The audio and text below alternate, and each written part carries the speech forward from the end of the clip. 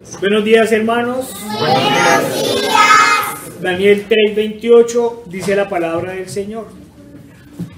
Entonces Nabucodonosor dijo: bendito sea el Dios de ellos, de Sadrach, Mesach y Abednego, que envió su ángel y libró a sus siervos que confiaron en él y que no cumplieron el edicto del rey y entregaron sus cuerpos antes que servir y adorar a otro Dios que su Dios. Señor Padre Santo, nuestro Dios Todopoderoso y amado, una vez más, Señor, como todos los días nos ponemos en tus manos. Te pedimos que nos guíes, Señor, hacia ti, solo hacia ti, Señor. Padre, usa estos labios inmundos, Señor, para proclamar tu palabra. Ayúdanos, Señor, a ser santos como solo tú eres santo. Nos ponemos en tus manos en el poderoso nombre de nuestro Señor Jesucristo. Amén. Bendito sea el Dios de ellos. Hoy vamos a hablar del poder y la misericordia de Dios. Entonces Nabucodonosor dijo: bendito sea el Dios de ellos, de Sadrach, Mesach y Abednego, que envió a su ángel y libró a sus siervos que confiaron en él y que no cumplieron el edicto del rey y entregaron sus cuerpos antes que servir y adorar a otro Dios que su. Hermanos, una vez más vamos a recordar la historia. Esta es una de las historias de las cuales más hemos hablado en esta iglesia. El remanente que el Señor permitió que quedara con vida luego de la invasión de Nabucodonosor y la destrucción de Jerusalén y de todo Israel, como consecuencia del pecado del pueblo y los justos juicios de Dios, está cautivo en Babilonia, en donde el rey ha promulgado una ley que obliga a adorar la gigantesca estatua de oro que ha mandado levantar, bajo el castigo de ser echado a un horno de fuego quien no acate la orden. Sadrach, Mesach y Abednego, como fueron llamados los amigos de Daniel, se han negado a obedecer la orden por amor y obediencia a Jehová el Señor. Entonces, dice Daniel 3:19-28, Nabucodonosor se llenó de ira y se demudó el aspecto de su rostro contra Sadrach, Mesach y Abednego, y ordenó que el horno se calentase 7 veces más de lo acostumbrado. Y mandó a hombres muy vigorosos que tenían en su ejército que atasen a Sadrach, Mesach y Abednego para echarlos en el horno de fuego ardiendo. Entonces estos varones fueron atados con sus mantos, sus calzas, sus turbantes y sus vestidos, y fueron echados dentro del horno de fuego ardiendo. Y como la orden del rey era apremiante y lo habían calentado mucho, la llama del fuego mató a aquellos que habían alzado a Sadrach, Mesach y Abednego, y estos 3 varones, Sadrach, Mesach y Abednego, cayeron atados dentro del horno de fuego ardiente. Entonces el rey Nabucodonosor se espantó y se levantó apresuradamente y dijo a los del consejo: ¿no echaron a 3 varones atados dentro del fuego? Ellos respondieron al rey: es verdad, oh rey. Y él dijo: he aquí, yo veo 4 varones sueltos que se pasean en medio del fuego sin sufrir ningún daño. Y el aspecto del cuarto es semejante a hijo de los dioses. Entonces Nabucodonosor se acercó a la puerta del horno de fuego ardiendo y dijo: Sadrach, Mesach y Abednego, siervos del Dios Altísimo. Miren la forma en que los llaman. Siervos del Dios Altísimo, salid y venid. Entonces Sadrach, Mesach y Abednego salieron del medio del fuego y se juntaron los sátrapas, los gobernadores, los capitanes y los consejeros del rey para mirar a estos varones. Como el fuego no había tenido poder alguno sobre sus cuerpos, ni aún el cabello de sus cabezas se había quemado. Sus ropas estaban intactas y ni siquiera olor de fuego tenían.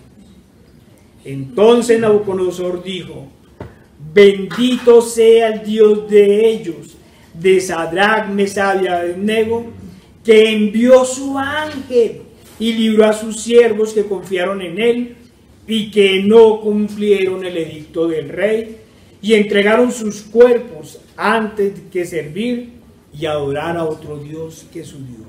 Amén. Hermanos, por lo general cuando hemos repasado esta historia, lo hemos hecho principalmente para exaltar la fe y el valor de los amigos de Daniel.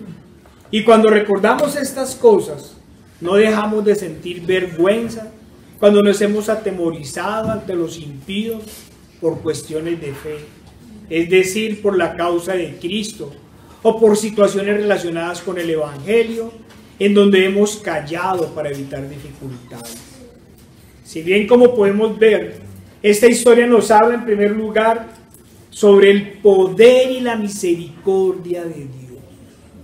Sí, hemos hablado de los tres amigos, hemos exaltado el valor, pero ¿quién es el que da ese valor? Únicamente lo da el Señor. Y en segundo lugar, sobre la fe en él de sus hijos en medio de leyes y situaciones adversas.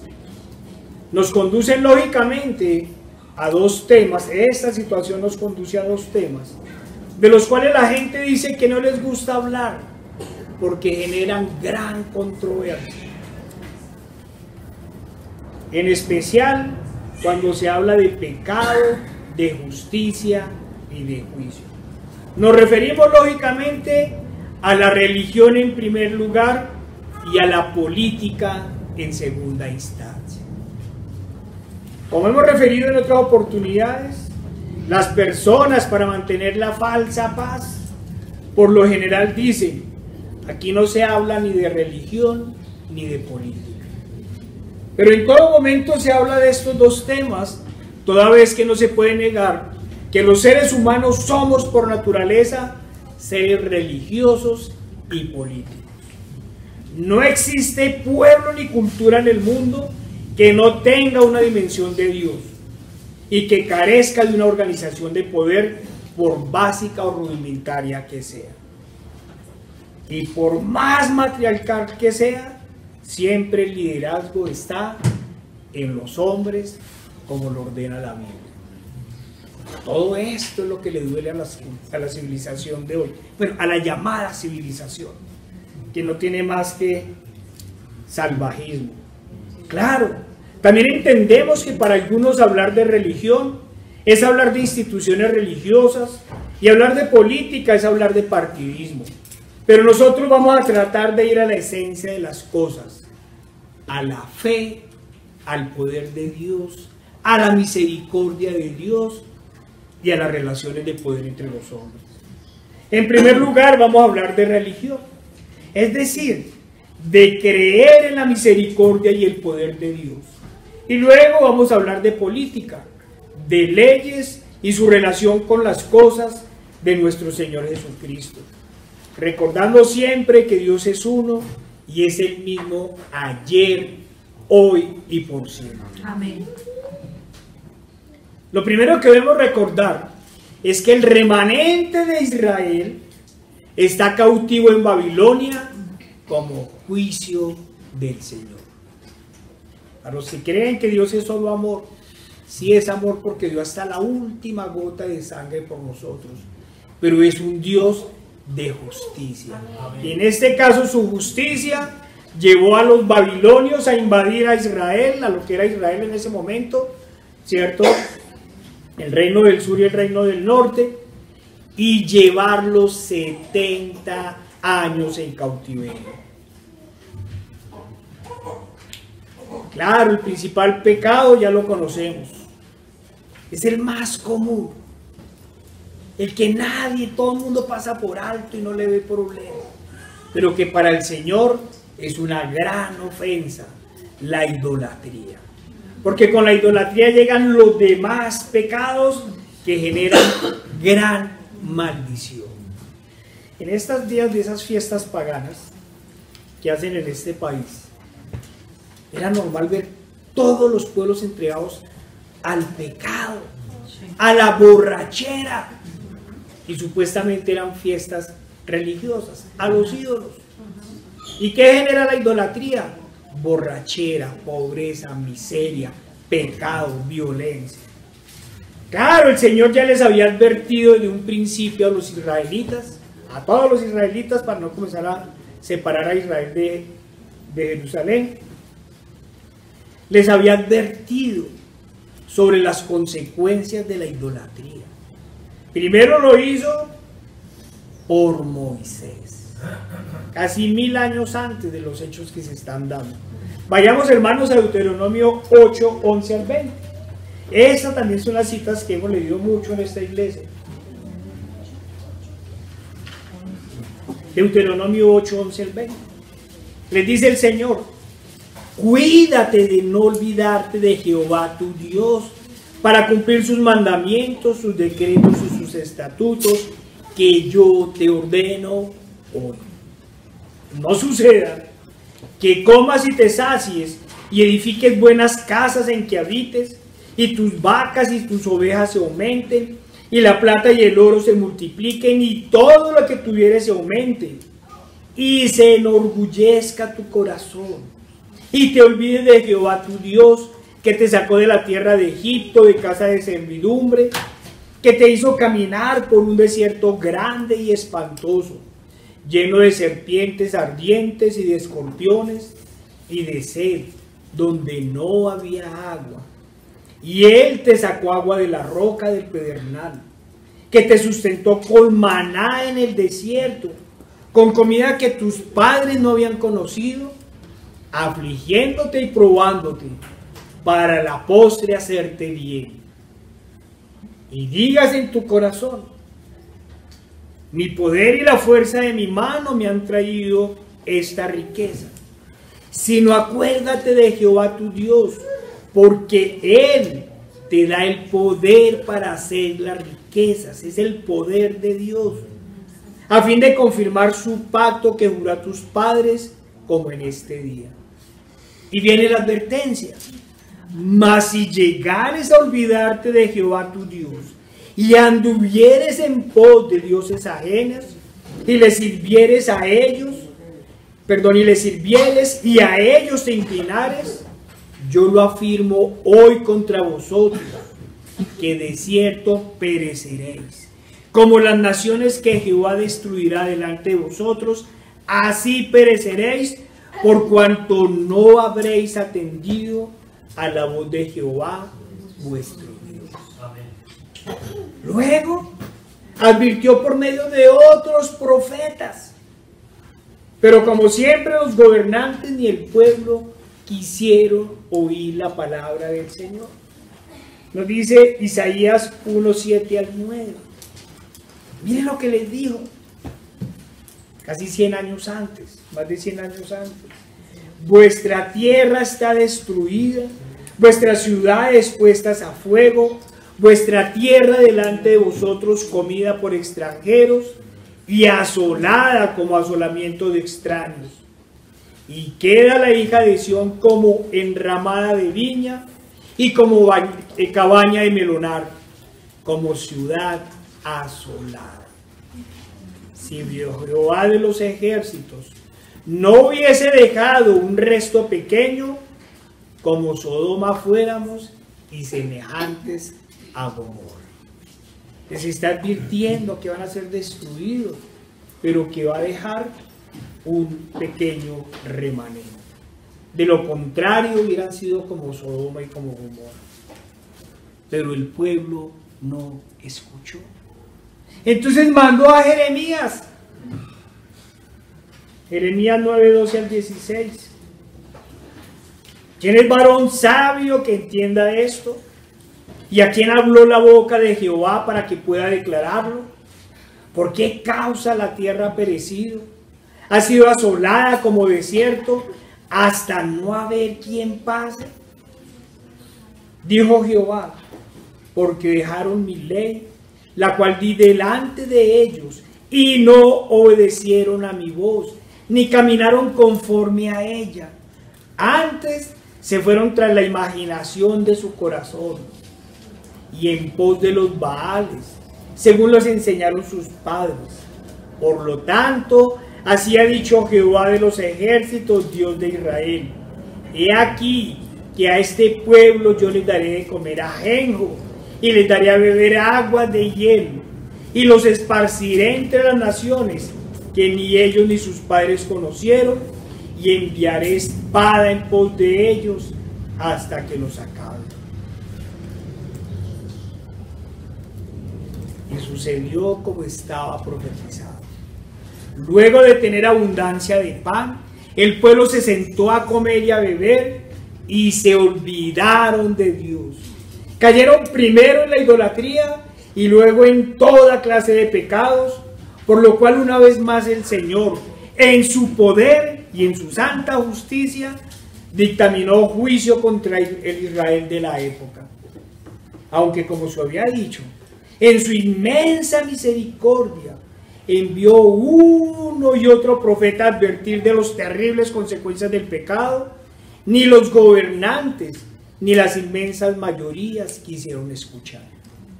Por el contrario, como nos lo dice la Escritura, persiguieron, encarcelaron y mataron a los enviados del Señor, por lo cual las advertencias de Jehová el Señor se materializaron y se convirtieron en juicio.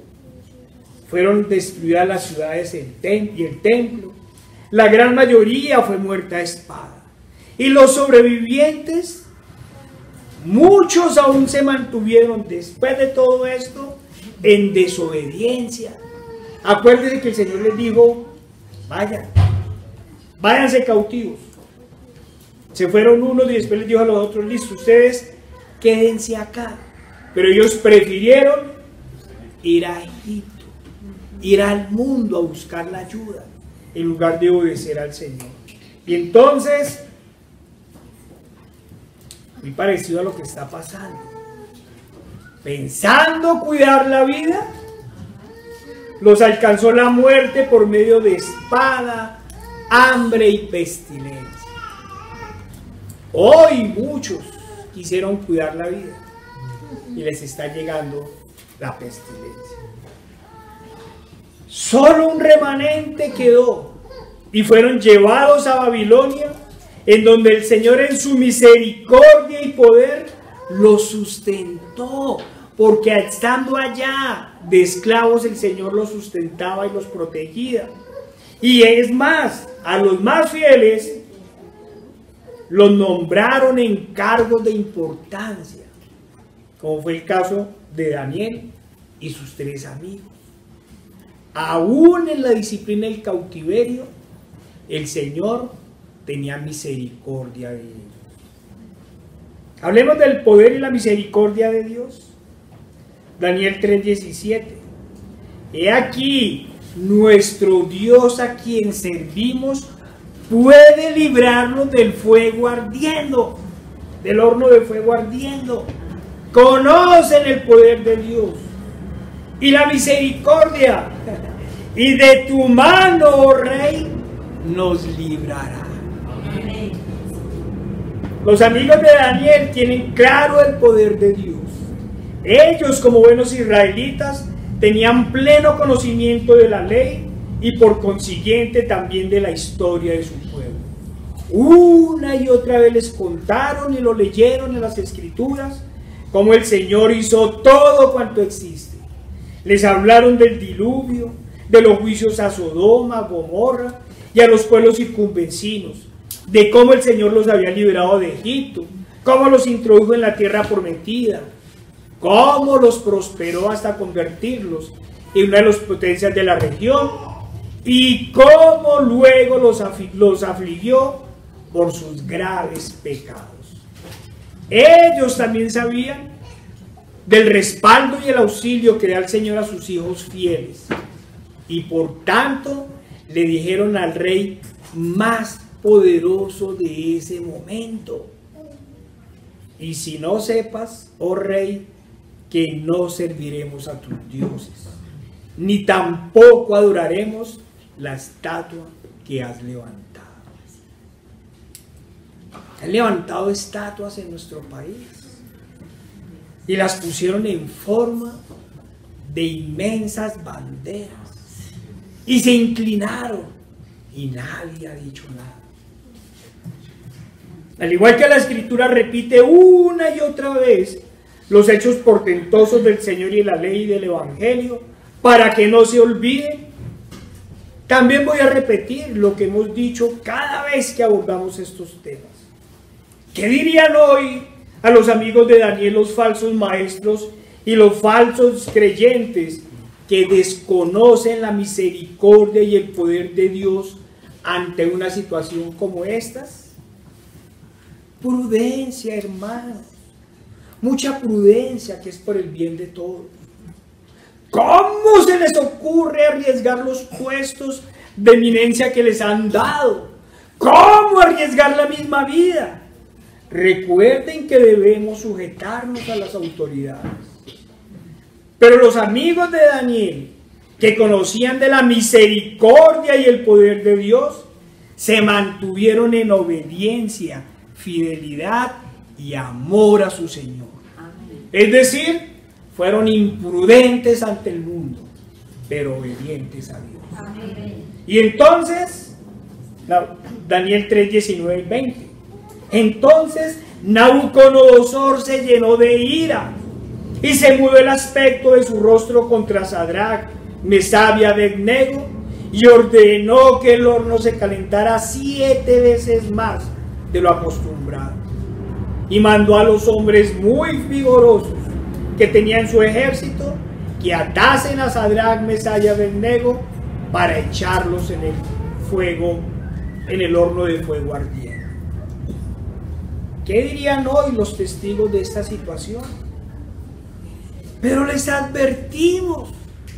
Y ellos, como buenos sectarios, como religiosos y fanáticos, no quisieron seguir la instrucción. Pero Dios, ese Dios poderoso y de misericordia, vino en su auxilio y usó su poder para liberarlos. Antes de seguir con la historia, es pertinente repetir una aclaración que hemos hecho cuando hemos hablado de esta historia. Sabemos que los amigos de Daniel tenían claro el poder y la misericordia de Dios, pero también sabían que en su soberanía el Señor los había podido entregar la vida de ellos en manos de los enemigos. Y por eso dijeron al rey: y si no sepas, oh rey, que no serviremos a tus dioses, ni tampoco adoraremos la estatua que has levantado. Es decir, sabemos que el Señor nos puede liberar, pero si no lo hace, sigue siendo nuestro Dios. En pocas palabras, dijeron como el apóstol Pablo: el vivir es Cristo y el morir es ganancia. Si vivimos, para nuestro Dios vivimos, y si morimos, para Él morimos, pues sabemos que nos llevará a su santa morada. Eso debieron haber pensado los amigos de Daniel. La falsamente llamada ciencia se ha demorado en buscar teorías para explicar lo sucedido con los 3 amigos. No demoran en sacar alguna teoría científica de por qué soportaron el calor y las llamas. Pero el gobernante Nabucodonosor, en medio de su pecado, él sí reconoció la situación. ¿Qué dijo Nabucodonosor? Entonces, Daniel 3, 24 al 28. Entonces el rey Nabucodonosor se espantó y se levantó apresuradamente y dijo a los de su consejo: ¿no echaron a 3 varones atados dentro del fuego? Ellos respondieron al rey: es verdad, oh rey. Y él dijo: he aquí, yo veo 4 varones sueltos que se pasean en medio del fuego sin sufrir ningún daño. Oigan, Nabucodonosor lo vio y entendió. Y el aspecto del cuarto es semejante a hijo de los dioses. Si hubiera leído la escritura, hubiera dicho: es semejante al Hijo de Dios. Entonces Nabucodonosor se acercó a la puerta del horno de fuego ardiendo y dijo: Sadrac, Mesach y Abednego, siervos del Dios Altísimo, salid y venid.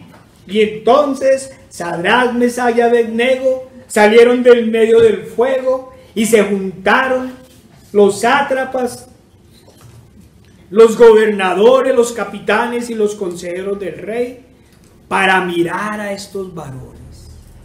Como el fuego no había tenido poder alguno en sus cuerpos, ni aún el cabello de sus cabezas se habían quemado.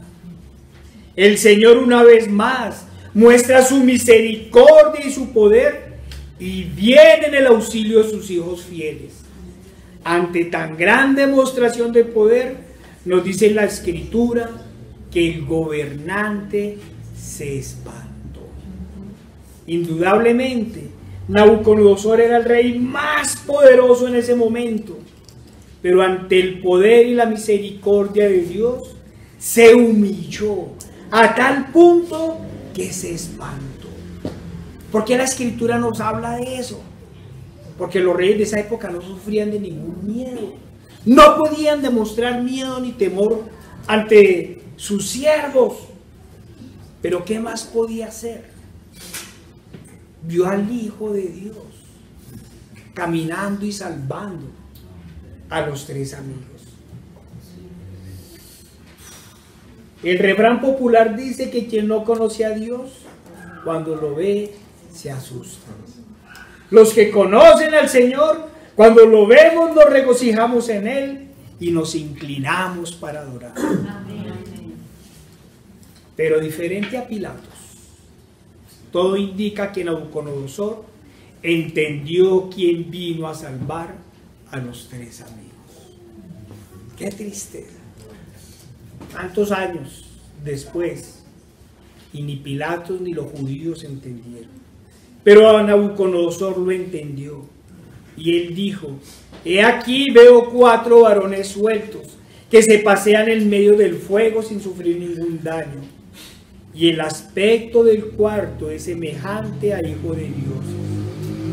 ¿Qué otro ángel del Señor entraría al fuego mismo para salvar a sus escogidos? ¿Qué otro ángel? Y luego del espanto, Nabucodonosor reconoce el poder y la misericordia de Dios y dice: bendito sea el Dios de ellos, de Sadrac, Mesach y Abednego, que envió a su ángel y libró a sus siervos que confiaron en él. Y agrega: y que no cumplieron el edicto del rey y entregaron sus cuerpos antes que servir y adorar a otro Dios que su Dios. Nabucodonosor podía haber sido muy poderoso, muy idólatra, pero ante lo que ven sus ojos, solo se atreve a decir: bendito sea el Dios de ellos, que envió a su ángel. Hasta los impíos entendían el poder de Dios. Ese es nuestro Dios, el Dios lleno de poder y misericordia, bendito por los siglos de los siglos. Pero todos sabemos que el corazón del hombre es engañoso. Y luego que el rey había visto el poder de Dios, del único Dios verdadero, volvió a sus ídolos y sobre todo al Dios de su ego y de su justicia propia. Por eso el Señor lo afligió y lo humilló, para que proclamara que solo hay un Dios que gobierna sobre todo. Porque años más tarde el Señor aflige a Nabucodonosor. Pasemos a Daniel 4:37.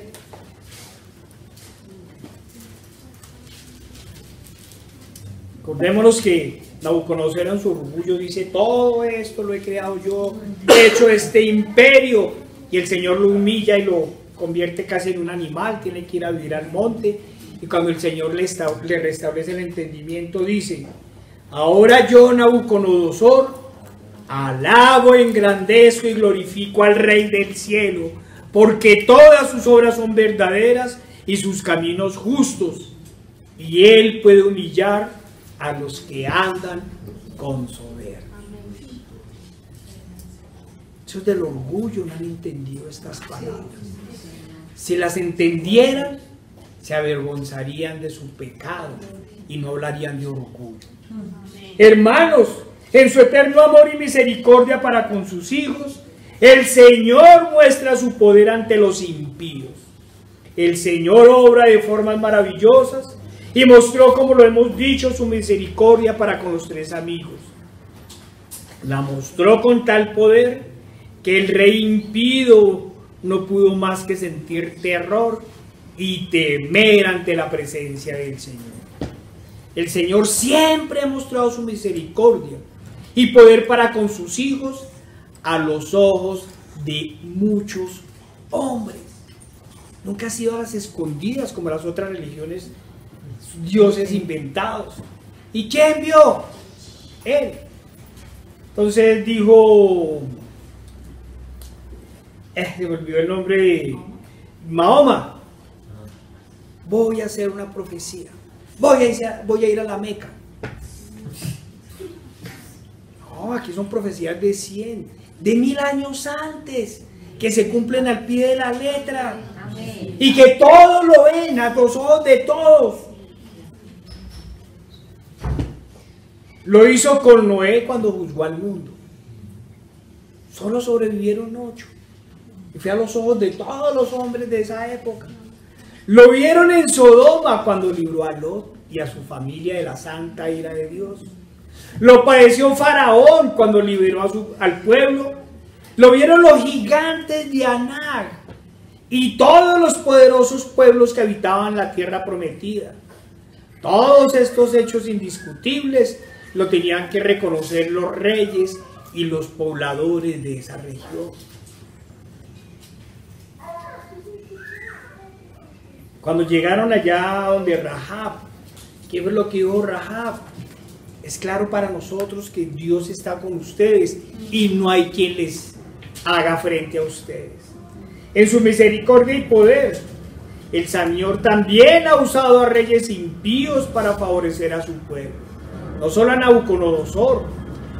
De esta forma, reyes como Ciro y Artajerjes tuvieron que obedecer ante las órdenes del único y verdadero Dios.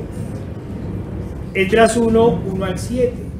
En el primer año de Ciro, rey de Persia, para que se cumpliese la palabra de Jehová por boca de Jeremías, despertó Jehová el espíritu de Ciro, rey de Persia, el cual hizo pregonar de palabra y también por escrito por todo su reino, diciendo, recordemos que los judíos eran despreciados. Así ha dicho Ciro, rey de Persia, el imperio de ese momento: Jehová, el Dios de los cielos, me ha dado todos los reinos de la tierra y me ha mandado que le edifique casa en Jerusalén, que está en Judá. Quien haya entre vosotros de su pueblo, sea Dios con él, y suba a Jerusalén, que está en Judá, y edifique la casa de Dios de Israel. Él es Dios, la cual está en Jerusalén. Y a todo el que haya quedado en cualquier lugar donde more, ayúdenle los hombres de su lugar con plata, oro, bienes y ganados, además de ofrendas voluntarias para la casa de Dios, la cual está en Jerusalén. ¿Por qué un Dios pagano, un rey pagano, poderoso, gobernante de un imperio, iba a darle la libertad a los israelitas y fuera de eso ordenar la reconstrucción de la muralla y del templo? En el poder de la misericordia y la soberanía de Dios, lo primero que nos dice la Escritura es que esto sucedió para que se cumpliese la palabra de Jehová, dicha por el medio del profeta Jeremías, más de 80 años antes, mucho más. Ya han pasado 70 años de cautiverio. Le recordamos a quienes no lo sepan, es decir, a los amigos, que la Biblia se valida a sí misma como palabra de Dios, entre otras cosas gracias a las profecías. Digo a sí misma, afirmando que no necesita explicaciones de sabiduría humana que traten de convalidarla, como están haciendo últimamente, por medio de filosofías o métodos humanos. No, la Biblia no necesita eso. Es el único libro sagrado que tiene más de 6.000 profecías cumplidas, totalmente claras. Todas para mostrar el poder y la misericordia de Dios, pero también para advertir sobre sus juicios. Esdras 7, 12 al 16.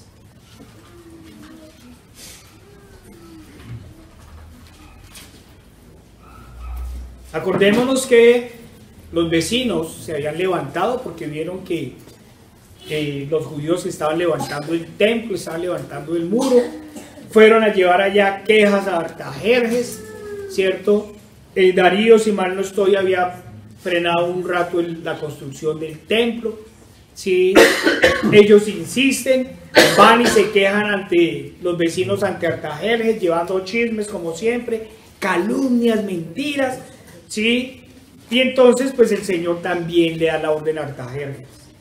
Artajerjes, rey de reyes, a Esdras, sacerdote y escriba, erudito en la ley del Dios del cielo. Un rey pagano hablando del rey del cielo. Paz. Por mí es dada orden que todo aquel en mi reino del pueblo de Israel y de sus sacerdotes y levitas que quiera ir contigo a Jerusalén, vaya.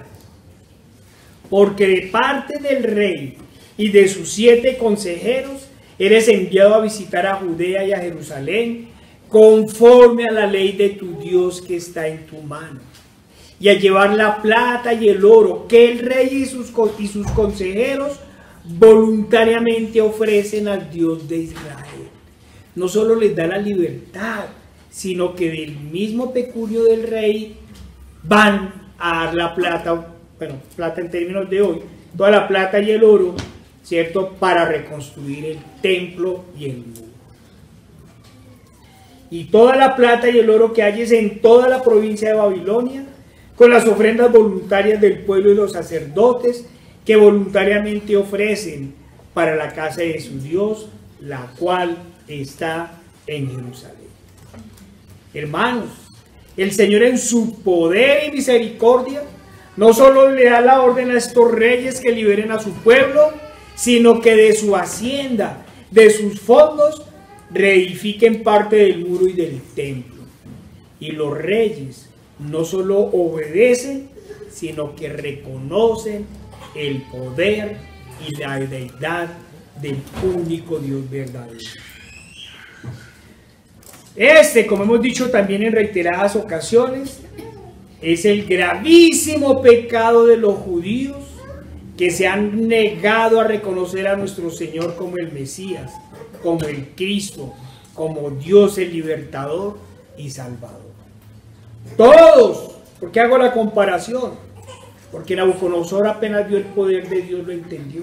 Porque Artajerjes, Ciro, Darío y todos los reyes poderosos veían el poder de Dios y lo reconocían. En el caso de los judíos, todos vieron el poder de Cristo. Vieron y escucharon sobre sus milagros, su sabiduría, el valor y la fortaleza sobrehumana que le permitieron soportar las humillaciones y los sufrimientos de la tortura en el más sorprendente silencio. Un silencio de humildad y sabiduría. Todos sintieron el terremoto ante su muerte y vieron el velo rasgado. Todos supieron sobre su resurrección. Todos vieron el poder de Dios en la transformación de los seguidores, a quienes el Señor les dio, entre otras cosas, sabiduría, santidad y valor ante la persecución y la muerte. El que lo había negado 3 veces murió de forma valerosa. Y todos conocían las Escrituras, sabían que el Cristo debía padecer, debía ser desechado por los suyos. Todos sabían claramente que la piedra que desecharon los constructores sería la piedra angular. Todos sabían que sería de la descendencia de David. Y he aquí, más que Salomón en este lugar. Solo Dios, hecho hombre, nuestro Señor Jesucristo, había podido decir en medio de la agonía: Señor, perdónanos, porque no saben lo que hacen. Solo el Dios de misericordia podía decir: hijas de Jerusalén, no lloréis por mí, sino llorad por vosotras mismas y por vuestros hijos.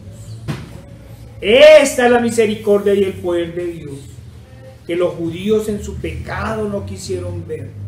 Tuvieron más luz que los reyes impíos de la antigüedad, pero prefirieron las tinieblas que la luz admirable.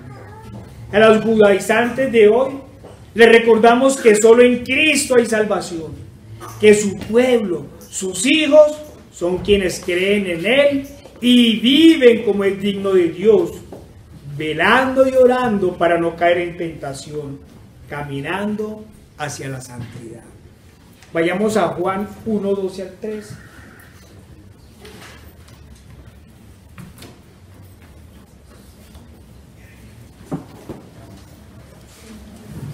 Dice la Escritura: mas a todos los que le recibieron, a los que creen en su nombre, les dio potestad de ser hechos hijos de Dios, los cuales no son engendrados de sangre ni de voluntad de carne, sino de voluntad de varón, sino de Dios.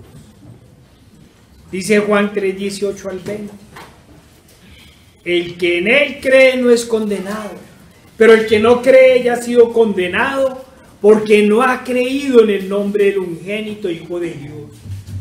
Y esta es la condenación, que la luz vino al mundo y los hombres amaron más las tinieblas que la luz, porque sus obras eran malas. Hermanos, el que cree en el Hijo, cree en el Padre que le envió, y el que cree en el Padre, cree en el Hijo a quien él prometió. Hermanos y amigos, los impíos de todas las épocas han tenido que reconocer el poder de Dios y han temido ante él. Como dice la Escritura, hasta los demonios creen y tiemblan. Pero hay no pocos que son peores que los demonios, pues unos creen y ni siquiera tiemblan, y otros dicen no creer.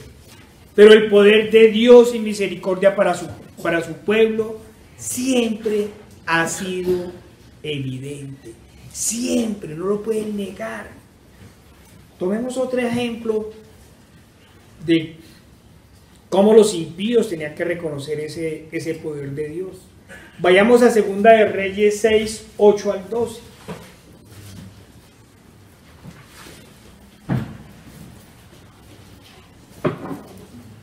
Está nuevamente en guerra el pueblo de Israel contra Siria.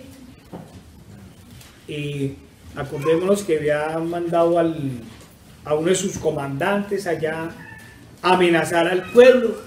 Estaban en plena guerra y el rey no entiende lo que sucede. Dice: tenía el rey de Siria guerra contra Israel, y consultando con sus siervos dijo: en tal y tal lugar estará mi campamento. Y el varón de Dios envió a decir al rey de Israel: mira que no pases por tal lugar, porque los sirios van allí. Entonces el rey de Israel envió a aquel lugar que el varón de Dios había dicho, y así lo hizo una y otra vez con el fin de cuidarse. Y el corazón del rey de Siria se turbó por esto, y llamando a sus siervos les dijo: ¿no me declararéis vosotros quién de los nuestros es del rey de Israel? Es decir, venga, ¿cuál es el infiltrado? Porque yo doy una orden y de una vez van y le cuentan allá al rey de Israel.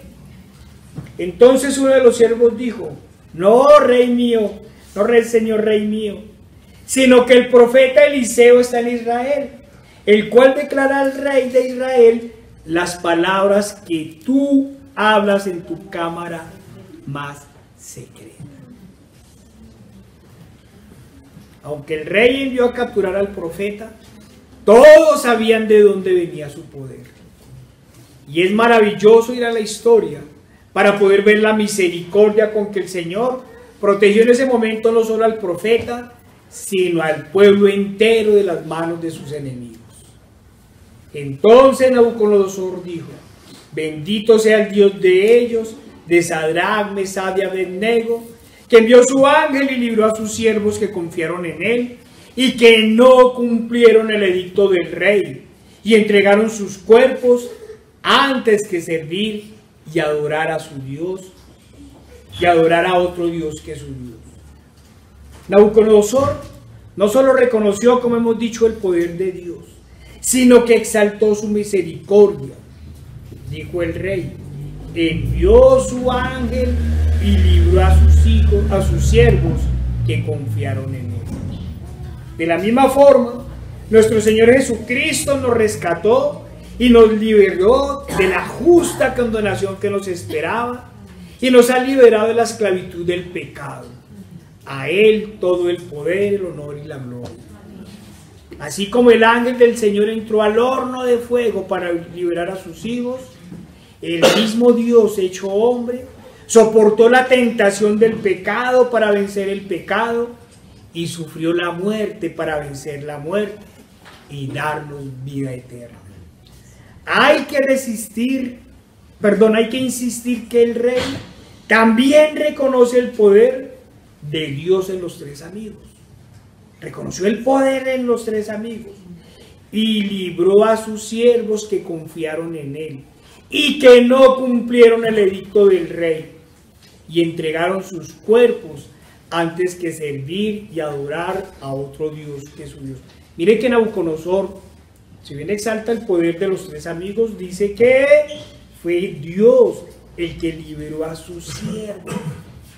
Hermanos, solo Dios puede dar tal fortaleza para enfrentar a un rey poderoso como Nabucodonosor y su terrible amenaza: ser echados a un horno de fuego.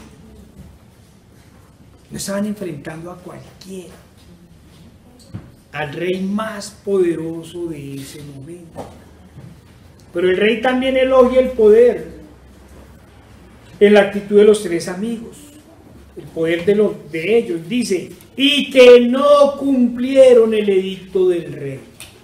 Sadrach, Mesach y Abednego comprendieron completamente que acatar la ley en este momento era desobedecer al Señor. Aquí es cuando se hace referencia a la política. Una ley, un marco jurídico dado por un gobernante, es un acto político. El rey dio una orden, sacó una ley. Acatar la ley es una decisión política, al igual que desobedecerla. Lo que sucede en estos casos es que la ley incluye también un hecho religioso. Si la ley está aparte, hay que obedecerla. Pero si la ley, ¿cierto?, está inmersa o en ella está inmersa un hecho religioso, la situación cambia. Uno puede imaginar las discusiones que se dieron en ese momento entre el pueblo de Dios. Imagínense a todos los israelitas de esa época alborotados. ¿Qué vamos a hacer? Reuniendo a los ancianos, reuniéndose por casas, ¿sí? Y máxime porque estaban en suelo babilónico y bajo gobierno babilónico. Aceptar o rechazar la orden política significaba también una decisión religiosa.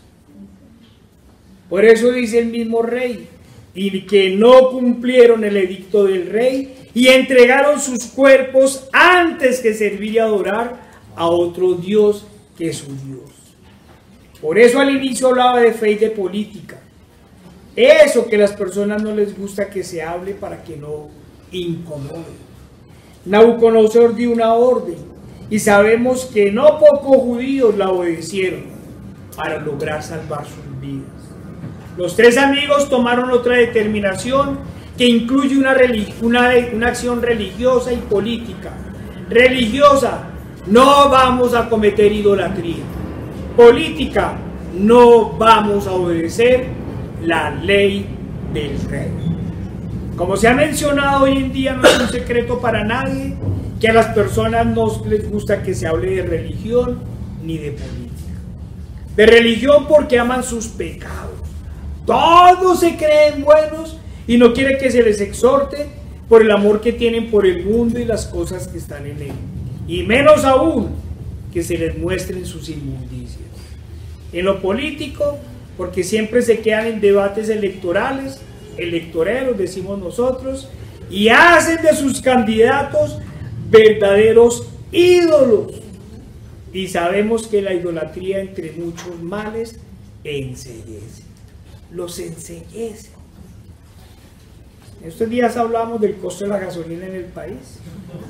Sí, pero todos andan felices. Tan ciegos. Las leyes que nos están llevando van a llevar a la miseria, pero están enceguecidos. ¿Por qué? Porque no tienen líderes políticos, tienen ídolos políticos. Hermanos y amigos, quien ama a Dios, ama las cosas de Dios. Porque es que a veces usted es cristiano, sí, ay, pero ahorita no hablemos de la Biblia. Sí. Quien ama a Dios, ama las cosas de Dios, ama que le hablen de la palabra de Dios, de fe, de arrepentimiento, de santidad. Y si llega a haber algún desacuerdo o incluso alguna disputa en la charla, de forma inmediata van a la Escritura. Vamos a la Escritura. No es lo que usted piense, es lo que yo piense, es lo que diga la palabra del Señor. Vamos a la Escritura. Y entonces se subsana la contradicción y con base en ello se toman decisiones. El que esté errado, si es cristiano, pues cambia su posición porque entiende que la palabra del Señor es la que ordena y nos dice. Amén. Hermanos y amigos, hoy insistiré una y otra vez que Nabucodonosor se refirió a los tres amigos hablando de religión y política.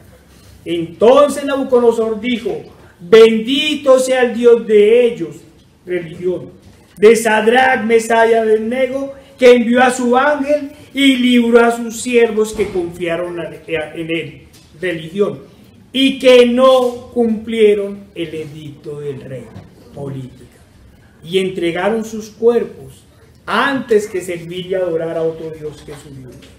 Como hemos reiterado, el rey reconoce el poder de Dios y su misericordia, exalta la fe y la fidelidad de los tres amigos para con Dios, pero también exalta la decisión política que tomaron por amor a su Dios y que no cumplieron el edicto del rey.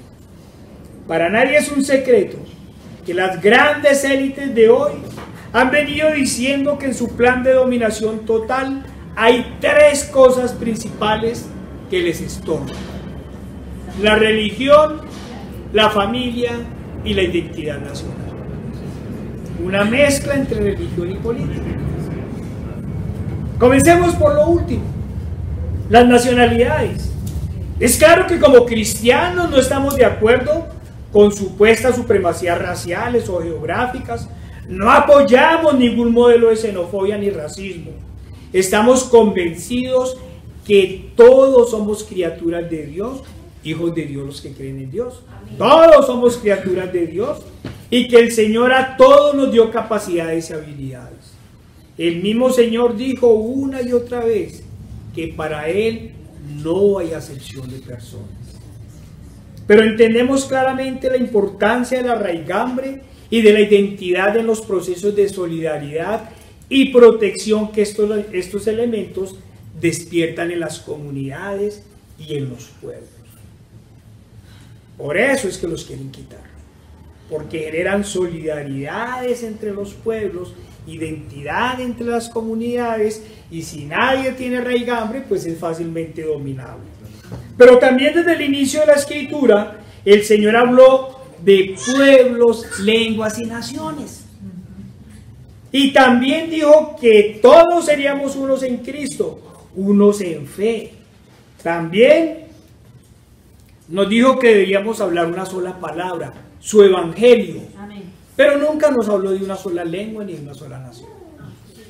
En caso de religión, entonces esto en el caso de las nacionalidades, el Señor siempre habla pueblos, lenguas y naciones. lo dijo en Génesis y lo repite en Apocalipsis. En el caso de la religión, claro, este es el mayor estorbo para sus planes demoníacos, porque el verdadero creyente prefiere, como Sadrach, Mesach y Abednego, la muerte antes de adorar a otro Dios que su Dios. El verdadero creyente sigue la ley del Señor y prefiere la cárcel y la muerte antes que desobedecerla.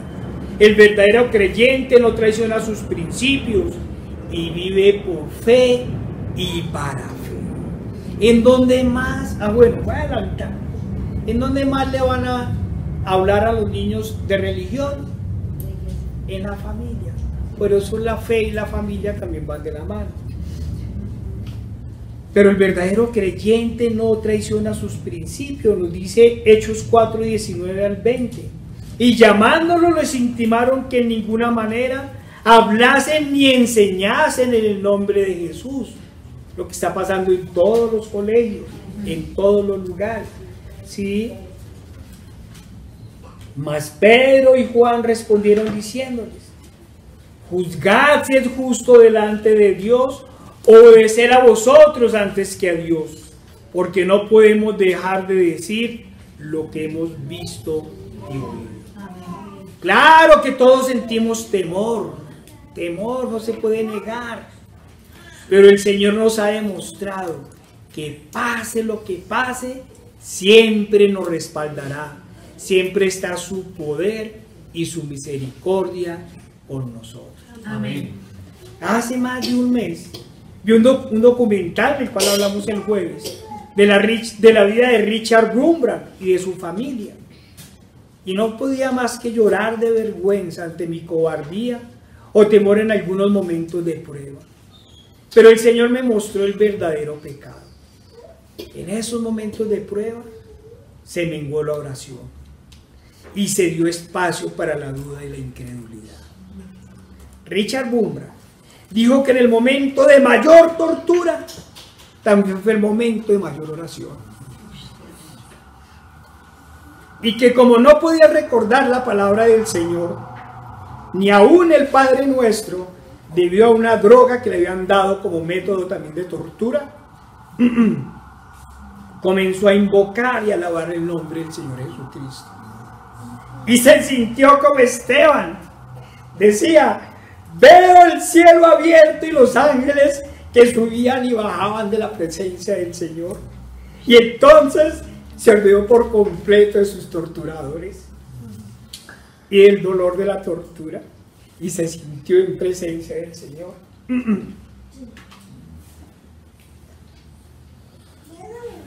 Algunos dicen que llorar es debilidad, pero es el amor del Señor. Amén.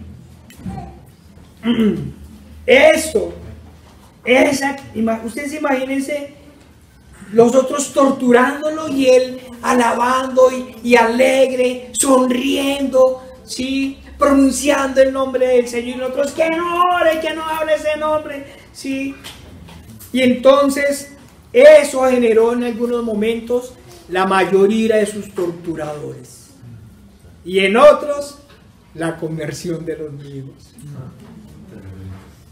Hermanos, el Estado comunista, política, había encarcelado a un pastor por sus religiones, por sus convicciones religiosas, es decir, por su fidelidad a Dios. Porque no quiso decir como los fariseos: no tenemos otro rey que César. Se negó a decirlo. Algunos preguntarán: ¿a todos los cristianos los encarcelaron? Y la respuesta es sencilla: no. Porque unos hicieron alianzas con el Estado, venciendo sus convicciones, y otros negaron su fe. Los que se mantuvieron fieles, sin desviarse ni a derecha ni a izquierda, fueron perseguidos y muchos encarcelados y asesinados. Hermanos, en estos tiempos de zozobra en que vive el mundo, producto de la manipulación y de las enfermedades, hemos visto lamentablemente que como Sadrach, Mesach y Abednego fuimos muy poquitos e incluso Algunos alcanzamos a dar pecaminosamente espacio al temor, pero fuimos testigos de cómo las muchas aguas se rindieron ante el César y se rindieron a lo que bien puede ser el simulacro de una marca. Claro, sabemos que esta es fundamentalmente espiritual, pero ante ello también sucumbieron. Unos por temor a la muerte, otros por temor a perder el empleo, otros lamentablemente por agradar a los demás, otros simplemente para poder entrar al cine.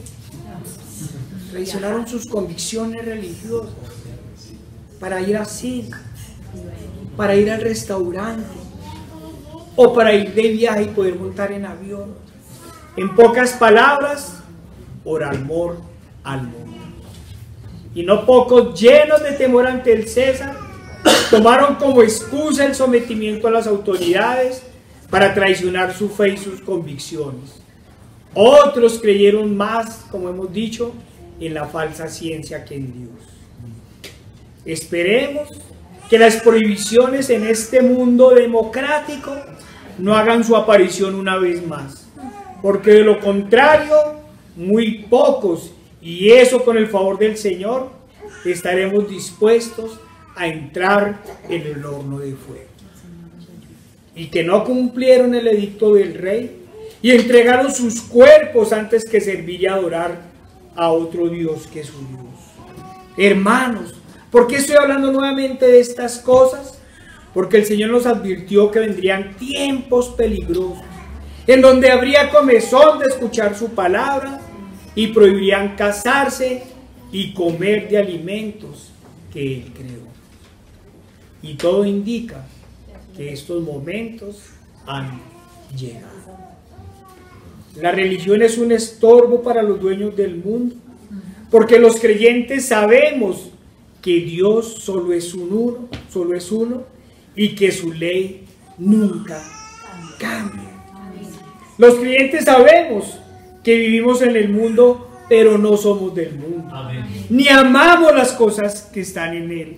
En pocas palabras, los creyentes verdaderos nos hemos negado a dar ganancias a las empresas de Satanás que expenden vicios, tabaco, alcohol, droga, que venden modas absurdas e inmorales, que venden pornografía, que el cine, teatro y la televisión perversas.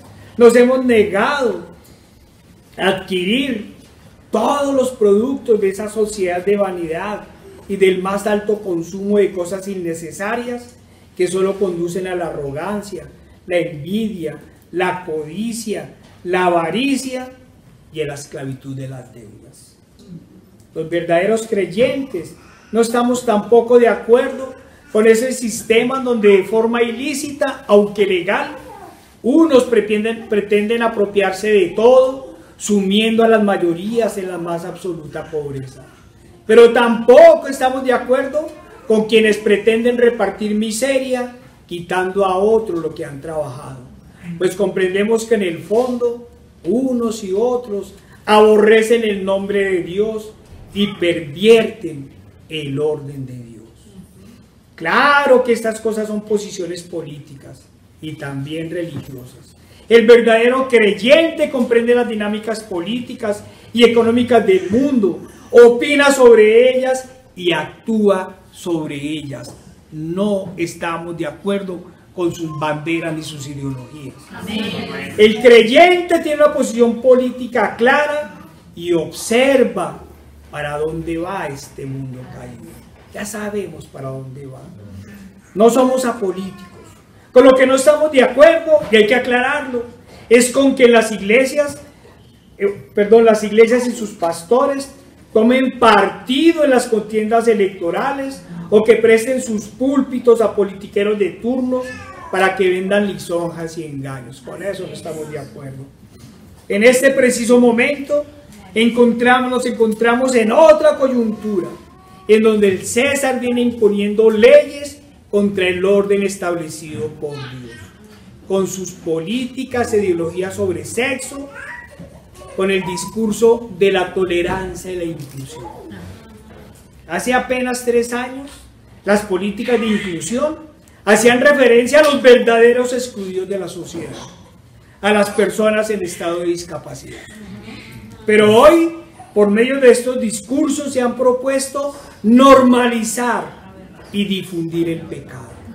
Estos discursos de supuesta inclusión en realidad son un atentado a la fe y a las leyes de Dios, pues pretenden mostrar que quienes no aplaudimos el pecado y la corrupción somos intolerantes. Y estos discursos y contradiscursos que solo confunden a las muchas aguas han dicho a los cuatro vientos que no van a tolerar a los que ellos llaman intolerantes.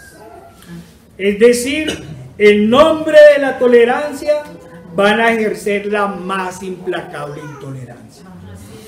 Y pensando en estos discursos, no he visto mayor intolerancia y exclusión que la de aquellos que no se aceptan como el Señor los creó.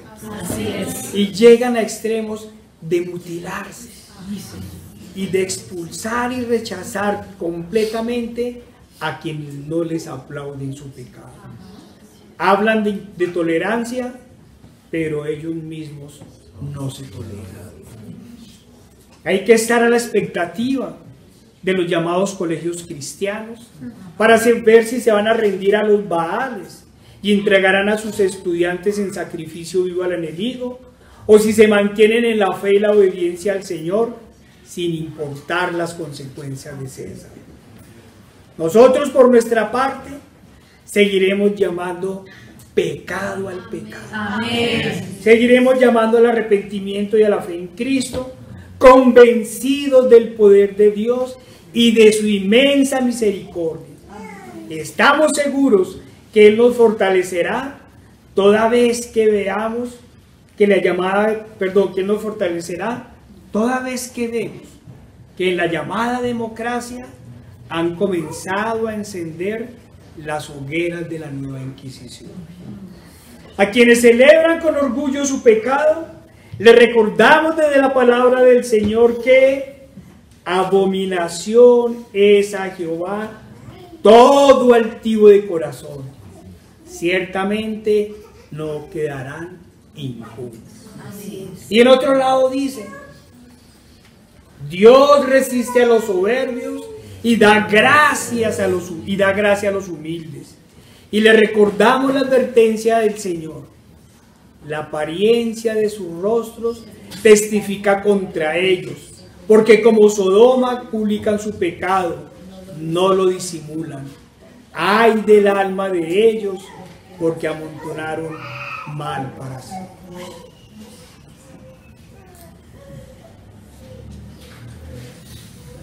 Entonces Nabucodonosor dijo: bendito sea el Dios de ellos, de Sadrach, Mesach y Abednego, que envió su ángel y libró a sus siervos que confiaron en él y no cumplieron el edicto del rey y entregaron sus cuerpos antes que servir y adorar a otro Dios que su Dios. Claro que en esta oportunidad no esperamos nada del César, diferente a ordenar que se caliente más el horno de fuego. Nuestras esperanzas están en la misericordia y el poder de nuestro Cristo, para que nos fortalezca a tal grado que podamos obrar como los amigos de Daniel y como el mismo Daniel. Y no solo no nos inclinemos ante la estatua de la perversión sexual, sino que oremos varias veces al día para entregar nuestros cuerpos antes de servir y adorar a otro Dios que nuestro Dios. Hermanos, que algunos no se confundan. Una cosa es manejar las palabras para evitar las acciones democráticas y otras cambiar el discurso para alivianar el pecado o callar ante el pecado y la corrupción. Sabemos que hay palabras que no podemos utilizar. El enemigo a quien las élites le han declarado la guerra también es a la familia. Hablamos de la religión, pero también he dicho que la familia les estorba a la primera institución creada por Dios. La familia es la primera institución que el Señor creó. Así es. Iniciaron primero hablando entre igualdad entre hombres y mujeres, para sacar a la mujer de la casa. de sus verdaderos deberes y usarlas para bajar el precio de la mano de obra. ¡Oh, qué maravillosa libertad! Ellos saben de economía, conocen perfectamente la ley de la oferta y la demanda. Y entonces liberaron a la mujer del hogar para enviarla de esclava a la explotación laboral. Luego vinieron los discursos de explosión demográfica, estoy hablando de los 80, y con ella la mal llamada planificación familiar. Como en los estados totalitarios, quisieron planificar absolutamente todo. Eso solo lo hacen los estados totalitarios. Entonces comenzaron a decir lo terrible que era tener varios hijos. Ahora nos hablan de calentamiento global para decirnos lo terrible que es tener hijos. Ya no son algunos, ahora es lo terrible que es tener hijos. Y han aprobado los más diabólicos métodos para no tener hijos. De esta forma, y como una y otra vez lo hemos denunciado, lo seguiremos denunciando, han convertido el asesinato en derecho. Y no contentos con esto, el matrimonio, una herramienta creada por Dios para unir a un hombre y una mujer y poblar la tierra, no solo lo estimularon generalizando la unión libre, sino que ahora pretenden darlo como institución al pecado, a las uniones perversas del mismo sexo, cambiando el orden establecido por Dios sobre la familia y diciendo ahora que la familia es una simple unión de seres, lo que incluye el bestialismo. Hermanos, lo que casi no se escucha es la voz de los creyentes, negándose a aceptar las políticas perversas de los nuevos reyes, de los césares de hoy y de sus estados totalitarios que se han levantado como nuevos ídolos, como dioses, pretendiendo regir todo sobre la tierra y el cielo. Vemos que la guerra contra el Señor, contra su ungido y contra sus santas leyes está en pleno furor, pero todos parecen haber sido cegados por el pecado. Los gobernantes dirigidos como marionetas desde lo más profundo de las tinieblas se niegan o no pueden ver el poder y la misericordia de Dios que reyes poderosos sí vieron en la antigüedad. Esto no es más que la muestra de que vivimos los últimos tiempos, en tiempos de máxima maldad. La gran mayoría de los que se dicen creyentes se han rendido ante el pecado y ante César para no ser tildados de anticuados, intolerantes, extremistas religiosos, sectarios o retrógrados. En fin, de todo ese lenguaje excluyente que se han inventado los llamados incluyentes. Y eso que aún no han ordenado prender los hornos de fuego. Todos estos falsos creyentes y falsos maestros se han olvidado del poder y la misericordia de nuestro Dios y se han rendido ante el mundo y ante el pecado, es decir, ante el príncipe de este mundo. Han callado. ¿Cuántas iglesias se manifestaron frente a las banderas, frente a estos desfiles? Claro que, como dijimos, no estamos esperando que gobernantes perversos como los que tenemos hoy, cuando vengan los juicios del Señor y la misericordia para su remanente, se inclinen ante Dios y reconozcan su poder y su misericordia. No lo esperamos. Y no lo esperamos porque la Escritura nos dice que unos se esconderán debajo de las piedras para esconderse de la presencia del Señor y otros endurecerán más su corazón. En lo que sí confiamos y con toda seguridad esperamos y por lo que clamamos es por la misericordia del Señor para con nosotros, para que nos dé su poder y con él esa fe que mueve montañas, que levanta muertos y que expulsa demonios, para que en el momento de la prueba podamos decir como Mesach y Abednego: he aquí nuestro Dios a quien servimos, puede librarnos del horno de fuego ardiendo y de tu mano, oh Rey, nos librará. Y si no, Sepas, oh rey, que no serviremos a tus dioses, ni tampoco adoraremos la estatua que has levantado. Amén. Entonces Nabucodonosor dijo: bendito sea el Dios de ellos, de Cedrac, Mesach y Abednego, que envió a su ángel y libró a sus siervos que confiaron en él, y que no cumplieron el edicto del rey, y entregaron sus cuerpos antes que servir y adorar a otro Dios que su Dios. Señor Padre Santo, nuestro Dios todopoderoso y amado, Padre, fortalécenos, Señor, ten misericordia de nosotros, Señor. No permitas, Señor, que nos rindamos ante estos nuevos ídolos, Señor. No permitas que nos rindamos, Señor, ante el pecado y la maldad. Ayúdanos, Señor, a seguir llamando pecado al pecado. Nos ponemos en tus manos, en el poderoso nombre de nuestro Señor Jesucristo. Amén.